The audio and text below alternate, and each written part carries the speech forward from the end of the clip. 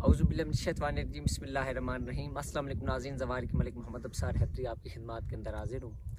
नाज़रीन, जैसा कि आप जानते हैं रमज़ानुल मुबारक की आमद है। आप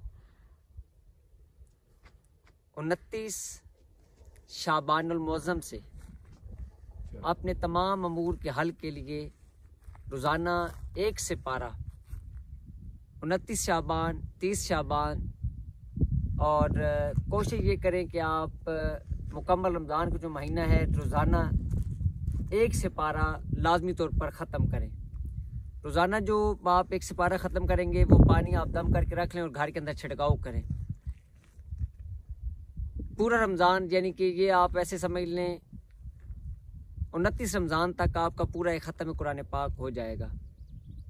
आप 30 सिपारों का जो पानी होगा वो रोज़ाना आप अपने घर के अंदर छिड़काव करें और देखिएगा आपके घर से जितने भी जादू जिन्नात के मसाइल है वो फ़ौरन से पहले ख़त्म हो जाएंगे।